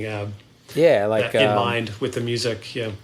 Because sometimes some people's music is you can't not you see things. You have visualizations. It's just that powerful, and that's your music. Yeah, for sure. Thank you. Yeah.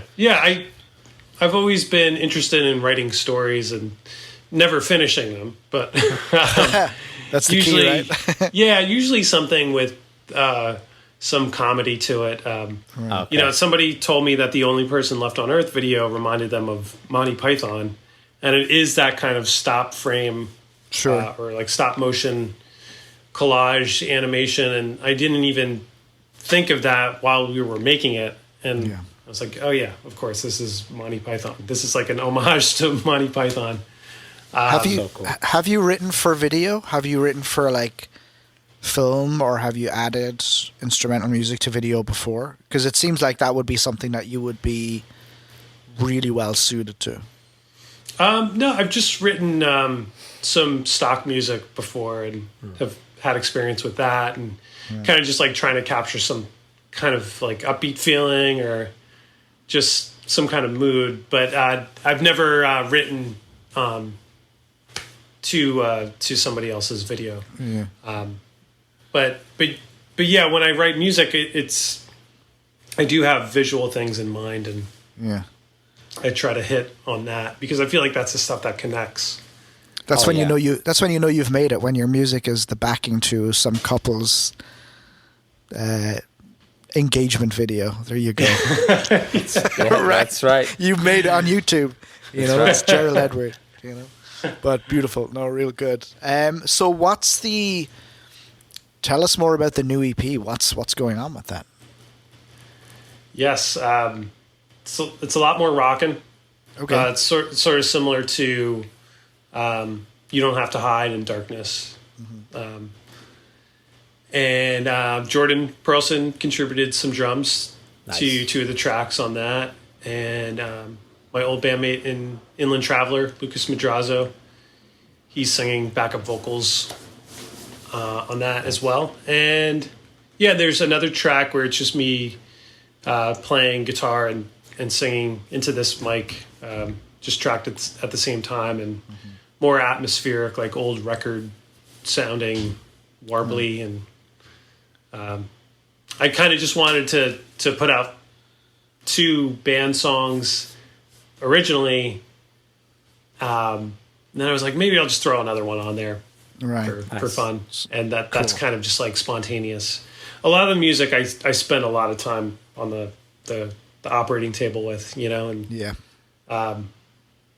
it's nice to just like write a song in a couple days and then record it one day and then just mix it and that's cool. Release it that way. That's ultimately that's probably the way to do it, right?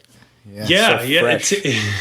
It takes a lot of the pressure off. I feel like a lot of times I put a lot of pressure on myself to make something, and then it takes a year to release.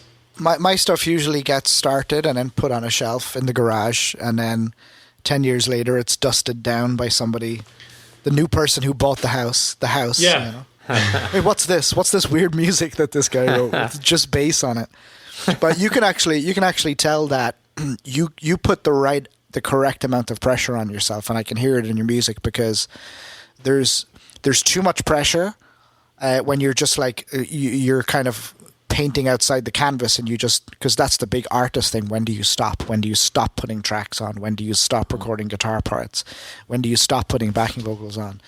But it seems like you've nailed the pressure thing, because it's still if you record too much, you take the feeling away from something, I feel. Sure. But you've put enough pressure on yourself to make it sonically really good, which I like, because that is somewhere where I think a lot of artists fall down. You know, it might be too loose. They haven't vetted or edited themselves properly, and it really comes out in the music. It's really good. Yeah, and I feel like having somebody like Pat Noon, the mix engineer, to bounce ideas off of too helps. You know, ultimately, I'm kind of just like recording everything and producing everything, and then, I'll ask him. I'll be like, "Would you have made this decision here in the recording process?" You know, Right. So that's helpful, and also just to have somebody else play on the track too is kind of gives me some information on how much stuff should be on this, or does this instrument work here, or should something else need to be here to build it? Yeah.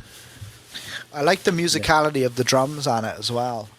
There's a couple of songs in particular where I like the use of the toms. It breaks up the beat a little bit, and you know, it adds like I don't know, Anthony, if you agree with this, or if I'm like, you know, just if it's my crazy head talking, but something about adding toms into a drum beat as a fundamental part of the beat, it fills in a frequency range that's not usually there. It's weird. It's like a tonality, because you got your snare and your kick, while tuned, are there, but the toms are giving you two different notes. It's chordal almost. And there's, I think in Darkness, there's, would that be correct? There's like a lot you get of those low toms in the mids drum. there too. Yeah, it's kind of like almost like a Keith Moon plays kind of folk. When it's done type right, thing. man.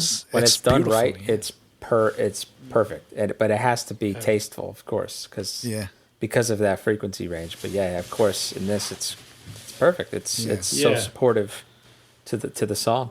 Yeah, and I think that happens in the verses of both of the songs that Mike Riley's on. So I imagine it was the same drummer doing it. Yeah, and I don't think I really realized that we were doing that. It was just kind of like, okay, this is like the feeling of these two tracks is kind of similar in that regard. And what about, I mean, I'm a bass nerd. I'm a bass player. I'm a bass nerd. What's your approach to your bass parts then? Because this genre of music can be tricky for bass, because it does allow itself to be, you know, it's a genre that the bass can be quite expressive in, and it's also very important. But what was your approach to the bass parts? Do you have like a fundamental approach to bass parts, like let's keep it simple, let's swim? Or is it song by song? Or do you actually wait until the drummer's done his part to re-record the bass line then? The bass to Darkness and You Don't Have to Hide, those were recorded live with the drums. Okay. But I had put down a bass part, and I remember Mike getting in there and just getting drum sounds, and I just got excited by hearing him play, and I was like, okay, I need to play bass along with him live cool. now. Sure, that's cool. So, but mostly I was just copying what I had already tracked. Okay. In terms of like the feeling and the vibe of the bass, I mean, I love James Jamerson, and I try to go for that, where it's like that push and pull, and maybe it's not the root note on the one on the downbeat, and that's right. Maybe it's something else, or maybe it's like a 16th delay, and all that kind of stuff is kind of what I'm trying to go for mostly. I just have Jamerson in my mind. Sure. When I'm playing bass all the time. And I used a jazz bass with flat wounds on it to try to deaden the sound a little bit, but still get like that richness of the jazz bass. I like, I've always kind of wanted to get the P bass. Yeah. I probably will someday at some point, but it's like having flat wounds on the jazz bass is kind of like a compromise. It is. It's the thing about the jazz P bass thing is, for me, it's not even obviously it's a sound thing, but they just feel like two different instruments. Like which is good. I mean, like Fender out of range, but I'm a jazz. Even though my first bass was a P bass, I'm a jazz guy. But it sounds like a jazz bass, and it sounds like a jazz bass doing what a jazz bass should do. And it's cool actually that your answer was very satisfactory as speaking as a bass player, because you're what I'm getting from you is that something that I think a lot of bass players should keep in mind is you can workshop guitar parts and you can workshop drum parts. One of the things that I find, and I might be wrong, I don't know if you guys agree or disagree, bass playing, your first instinct is always the right one. That's what I feel when I'm playing bass, and I'm just wondering. It has to be, yeah. It really is. You can't be indecisive. Yeah, and it's got to be, the bass part has to be informed by the song. The guitar part can go off, the guitar part can hit a home run, but the bass player's usually got a bunt, and it's cool. That's one of the great things about bass playing and writing bass parts and recording them, is because it is limiting, but limiting is that's the crucible of creativity right there, limitations. So. And the bass playing is really good. I listen out to, obviously as a bass player, I listen out to bass playing on songs, and it's really sweet kind of, you captured a good, tonality, and, again, the atmosphere was added to by the bass parts, which is wonderful. Yeah, some of the songs I wasn't even going to have bass on originally, and like Only Person Left on Earth, that was just going to be guitar and vocal, right? Originally, and then I had sat on that song for maybe like 2 years after we had recorded it, and looked at, kind of dug it up and looked at it, and okay, I could add some synth here, I could add some bass to warm it up. Another song I almost added the live bass to was Mirrors of Each Other, but then I made the decision just to have that be a synth bass and more of like a drone and like a sub bass. So it depends on the song. It's like, my electric bass isn't always going to be the answer for fulfilling that bass role. That like Mirrors of Each Other is a weird song, and I feel like having an electric bass is too traditional on that, because you already have acoustic guitar going through that. It's like you're on a different planet, and this is the only instrument that made it to the planet is the guitar. And then everything else is kind of otherworldly. And but yeah, man, I am excited for you to hear the EP if we're talking about bass playing, because I feel like the bass really drives two of the new songs that won't be released, maybe in the fall. That's when I'm looking at releasing the EP. Yeah, I can't wait to hear it. It's going to be, and now I'm more excited because I love me some good bass playing. And it's funny it's funny you mentioned flat wounds, because I actually put flat wounds on one of my basses for the first time ever. Never had flat wounds on a non-fretless bass before, and I'm falling a little bit in love with that. I was always, Anthony will attest to this, I was always every single wedding I played with you, Gerald, I had brand new strings on my bass. I change my bass strings after every gig. I am a bright, bell, piano.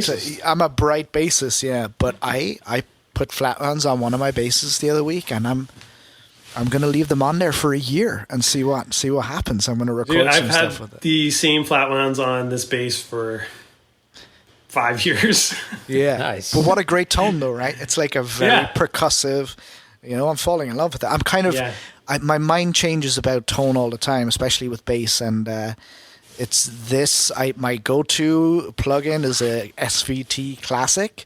Oh, I love that. Which has got a treble and a bass, and that's it, and a volume. There's no mid-range, nothing, and you know, and I'm just recording some parts with my flat wound strings, and it's really singing to me. It's great. So it's funny you mentioned that you had flat wounds. That's a cool little confluence there. But so, what's next? Are you gonna do some gigs? Are you gonna get out playing now that we're allowed to leave our houses again? Original gigs?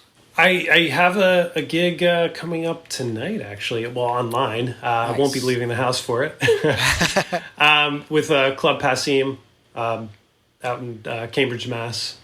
Is where they're based. Yeah, they are a really great venue, and I'm happy they invited me to play tonight. But as far as live gigs, I don't have anything lined up yet. I haven't been super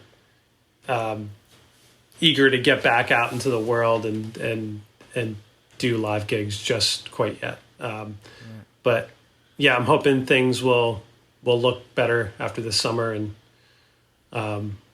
we'll be able to.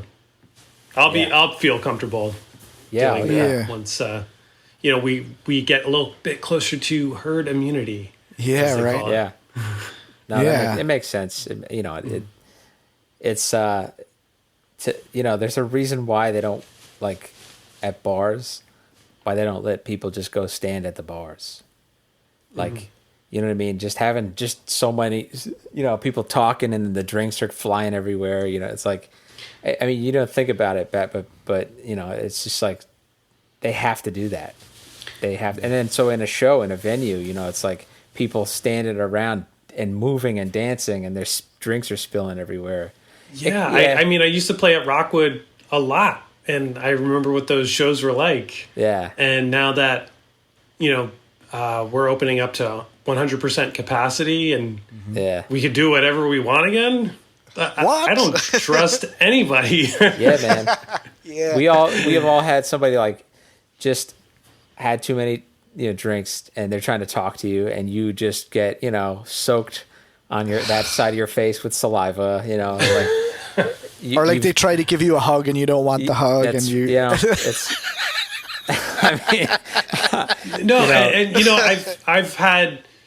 I have so many great memories from doing shows at places like Rockwood, and then there are times where it's like, oh, why did I do this show? This experience was just horrible for whatever reason. It's not the club's fault, or not anybody in particular's fault, or just like I wasn't feeling it that night, or I just didn't feel like I connected. And so it's like, it's sometimes like playing an original gig for me is like trying to hit the lottery. So it's like, okay. Yeah. In terms of like risk, and what if I have the virus and I pass it on to somebody? Yeah. Sure. Like playing that game, to me, it doesn't feel like it's quite worth it yet. Yeah. But I'm hopeful that we get there, because I do miss it. You've clearly done plenty of, like, creative work in this last, almost year and a half now, man. So, that I think seeing that is very important for creative people, man, who were blindsided, like we all were as musicians, by this thing. To see you just continue to create, it's helpful, it's inspiring. Yeah, and I'm inspired by you guys too, and everybody else that I see that is doing it and found a way to adapt, and it is inspiring to see other artists create. That's what keeps us all going. That's right. Fueling us all. That's right. It's and I think there's a lot of stuff that is going to carry on. A lot of stuff that's been happening in the last period is going to carry on, like the remote gigs. I don't see any reason why that has to stop, right? I mean, it's such a cool thing. I think every venue should have how cool would it be for, like, venues to have, okay, you got what's happening live at the venue, but then you also have a streaming channel where there's, you got a bill every night of 3 artists, and you got them singing and playing and online for people who can't get out or are working or have kids and stuff. I mean, it's, I think it's been really, like, necessity is the mother of invention, and we really did need to start finding other ways of entertaining people as musicians.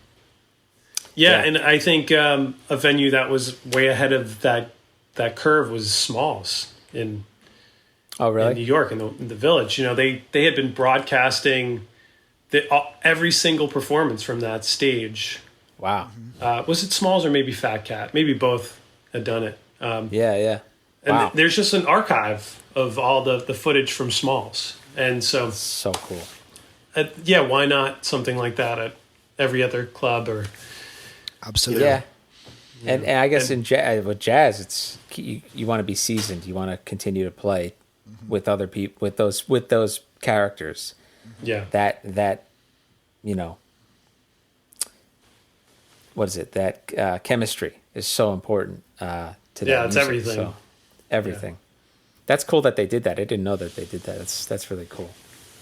Yeah, I mean, I think if venues get really on board with it, they can create some good technology to just have so much more original live music, onto your phone, and not just through an app, like live, interactive, performances. Yeah. It's cool. Yep. So I noticed, Gerald, you have your acoustic guitar there as well. I am a Martin guy, and there's Anthony, I'm sure you know this. There's a Martin Taylor thing. You're a Martin guy too, right, Gerald? Yes, absolutely. Okay. And are you a Martin guy to the level that you're a not Taylor guy? I gotta ask. Yes. Me too. I'm the same way. I'm the same way. Sorry, any Taylor people out there. Yeah. Cat London suck. is a Taylor person. I have to apologize to Kat every time I play her guitar, because I'm like, sometimes I'll pick it up, and I remember we were out in Indianapolis doing a little bit of recording with her, and we were just waiting around for the engineer to get everything going and just minding our own business, and I picked up her guitar, and it was just like, how do people play these guitars? And it's insane, because it's almost 50-50. It's like you have great guitar players play Taylors, and great guitar players play Martins, and it's astounding the lack of agreement with them. Yeah. It's crazy. I mean, I don't know a single guitar player that has a Martin and a Taylor. and I know a lot of guitar guys that have like a Les Paul and a Strat. Yeah, of course. Yeah, like, those two things go together. But it's the oddest thing. It's like, and it's the only one of its. I don't know if there's something in the drum universe that's similar, Anthony, but there's nothing in the bass universe. I mean, we discussed P or J, but most people have both. If they have a J, they have a P, because they want to cover the sound. But I think the Martin Taylor thing for drummers, it's how many toms and how many bass drum pedals. Oh my god! It's pretty much that's it. It's so funny because like from doing the scene, the cover scene, you see different types of drummers, and I get along with most drummers. I'll be honest. Like I'm always buddies with most drummers, and there's a drummer out there that he's such a great guy. I love the guy, but he brings a fucking Neil Peart kit to every gig, takes up the whole stage. No, yeah, nobody wants that guy. And you know what? Like when he plays, watching him play, he is having the most fun. Fun, right? Yeah. So it's cool. It is cool in that regard. But I remember talking to his bass player. He's like, "Dude, man, I'm so sick of being in the corner." Like having to stand only in this. I can't even turn. Yeah, you could be playing with a drummer that brings a fucking tambourine, and you're still going to be the bass player in the corner. I guess so. That's the way that I feel about it anyway. You brought your cocktail kit. Doesn't matter. Get in the corner. I remember I played with this guy. I'm not going to mention his name because I mean he's probably not embarrassed at all, and why should he be? But he used to come. He used to pack his he had a drum rack, okay? Oh, the worst. But he used to leave everything connected to the rack. He at the end of the gig, he would just pick up the rack and put it in his. But the funny thing is, the rest of the hardware that he would bring to the gig, he would bring in, like a wheelie garbage can. Yeah. Like he would walk in with his wheelie garbage, like to weddings. Gerald, he would walk into the Crystal Plaza with his like garbage can. Yeah, somebody's just throwing some like half-eaten cake into it too. It was so funny. It was a garbage can and then like a fully formed drum kit just being lifted through this like. That's amazing. I mean, funny. I do have the same experience of bringing a lot of gear out to gigs and people will give me sideways looks because I'm taking up their space. And yeah. Then when you consolidate your equipment and you take up less space, people are nicer to you. They're like, "How are you doing?" Oh man, I think they usually are. But we've done many gigs together, Gerald, and you bring an appropriate amount of gear to every gig. I would say. I would never say, Gerald, why did you bring Not that? too much. Yeah. yeah. I am like the baby bear's bed in terms of quality of just the right amount, right. Just right. Wait, was it the baby bear? Yeah, it was the baby bear, that Goldilocks. Sure. Yeah, baby bear had the shit. Yeah. Baby bear knew what was up. That's yeah, right. I knew it was up. That's right. The Can baby we call bear, you Baby Bear, or can you Just write a call song? me baby bear. Or write a song, Baby Bear. Baby Bear uses a Fender Twin and maybe 3 or 4 guitar pedals. That's the Baby Bear's guitar rig. Yeah. Just right. I've played with Daddy Bear. I did a gig at the Orange Stop playing Lantern. with Daddy Bear. The Orange Lantern, about 2011. Probably my least favorite venue in New Jersey. And the guitar player, he was a really good guitar player and a really nice guy. But he showed up with a Marshall stack. Not a half stack, a stack. Like both speakers, and like up on your tippy toes to get at the and it was one of the most miserable musical experiences in my life because it was so loud. It's embarrassing too. It's a little embarrassing. Because to be playing alongside a guitar player that's got that rig is you're like because you just know that it doesn't matter how good I play and the rest of the members, everybody's just going to hear that. Yeah. And everybody's just going to see that. I hope he's good enough so that the first hour is tolerable, and then after that, Luckily, this guy had the balls to back it up. I mean, he had the chops for sure. But I remember, I don't know if it was you I was speaking to about this, Anthony, but it is a thing. Like if you bring a very modest piece of gear. If you play really well, it actually makes you seem like a better musician because you're doing it. You seem to be doing more with less. So there's a little bit of gamesmanship there as well if you do that. Yeah. Yep. It's kind of cool. But you said, I remember this conversation. You said, I don't know if you agree, Gerald, but if you bring some, amp stack like that or whatever, you better be a dynamite player. I mean. Like wow, and just for yourself. I mean, just because you lugged all that stuff out. That's another reason too. Yeah. I mean, if I was lugging all that stuff out, I don't think I'd have the energy to play. Right. That's right. And be like, I'm tired. Right. I'm so just pack lazy, this stuff up and go home now. That's right. If they made a tinier bass drum, I would use it for sure. And I already use a tiny bass drum, so. I'm right there with you. I am totally right there with you. It's tragic. And you know what? There's no reason for it nowadays because technology is... You got neodyme speakers and we got like great drum technology that we can... I mean... It's got to be live drums though. It's got to be acoustic. And got to be Taylor guitars. It's got to be Taylor guitars. Yeah. I do these tracks and I'm like, what's missing? It's a Taylor guitar. It's a Taylor guitar, yeah. That's the final piece. Yeah. I need some shrill strings... strumming chords that sound like they're like glass. They could just shatter, and if you need need just like tap them. And it needs to sound like it's my teeth. Yeah, and it needs to sound like it's only a dog could hear. It needs to sound like it's being played on a neck where basically it's so narrow that you can't fit all your fingers in the chord. Like if you're playing like a B minor seventh, you can only play 3 notes of it because the neck is like a ukulele neck. That's what it feels like. It's just the worst. No, I'm going to stop listening to your music. I'm pretty sure that Tom Brady plays Taylor guitars. Oh, and Tom Brady he makes Martin guitars. I'm pretty sure The TB12, Martin TB12, right? I am still a Tom Brady defender, even if he's not with the Patriots anymore. Right? Cannot talk smack about Brady.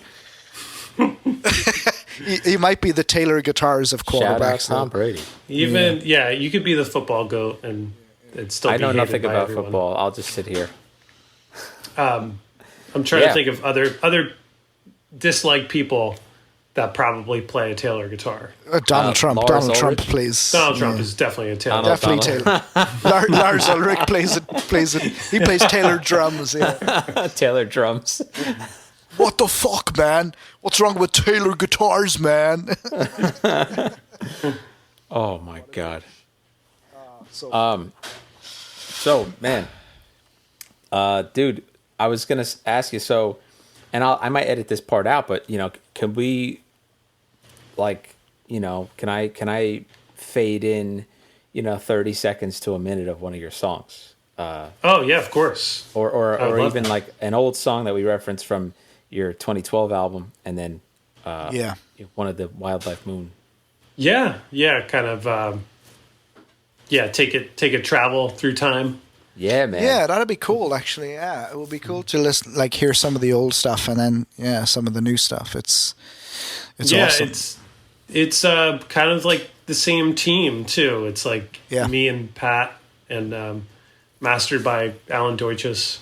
So it's got a connective thread to it, but I feel like the new stuff is definitely more synth, has a synth backbone to it too, and there's a connective tissue, but it is different. And that's just wanted to ask you. So, did you have a choice of what songs you want to be played from either era of Gerald? Maybe we could do My Old Friends since we talked about that a little bit, and maybe the new track, Level Return. That might be a good one. Or what else did we talk a bit about? Maybe Darkness. Yeah, that'd be cool. That's a really good track. I like that one. That's my Level Return is a beautiful, beautiful song, but Darkness it's got a dynamic, a lot of dynamics in it. It's really cool. So, Ant, do you want to should we record some sort of sign off? And I don't know, should we get Gerald to play something? I mean, get something down. I'll leave it up to Gerald. It's really up to you, man, because we've taken up a lot of your time already. I could play something. And then we would just use your audio for that. Yeah. So perfect. Right, yeah. Let's do a sign off, Anthony. You want to take a sign off, and then we'll just let Gerald take it out then. Do you want me to say what you're going to play? The name of the song, or do you want to say it?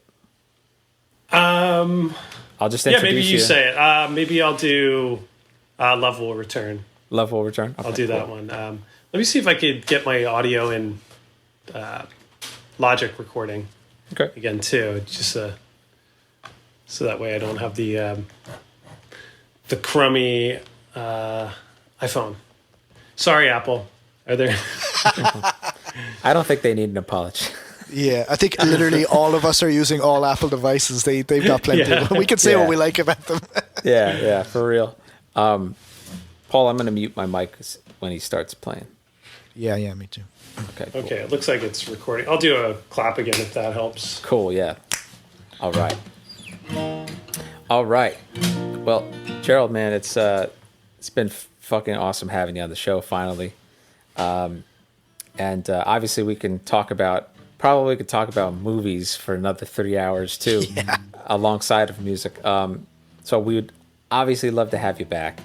One day it would be great to have you in person, of course, and we'll have our instruments. That if you're down for that, that'd be great. I think that'd be fucking great. Right now, Gerald's going to be super cool and perform a song. He's going to perform Love Will Return. Love Will Return. That's the one. Yeah. And that's the one that's coming out soon, right? June. Comes out on June 4th. June 4th. Cool. All right.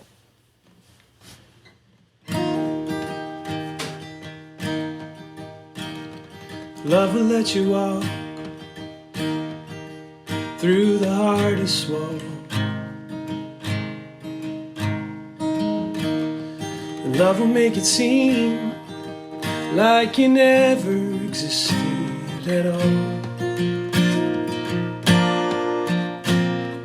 Love will disappear should you ever bad enough.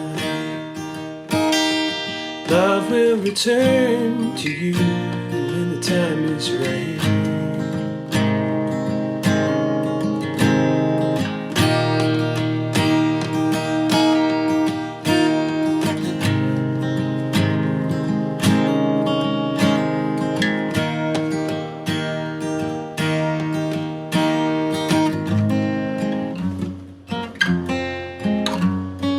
Love will keep right beside you and hear your every thought. Love will be a victory, not so easily forgot. Love will wash away and be taken by the tide. Love will return to you when the time is right.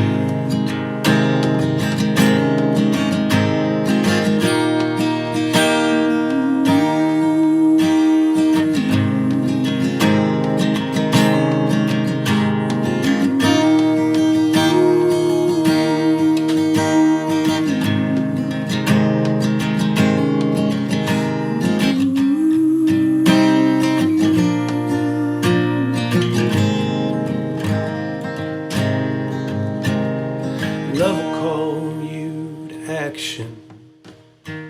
Love will cause you to stall. Love will watch you rise above and helpless as you fall. Love will make you real and love will make you light. Love will return to you when the time is right. Love will return to you when the time is right. Love will return to you.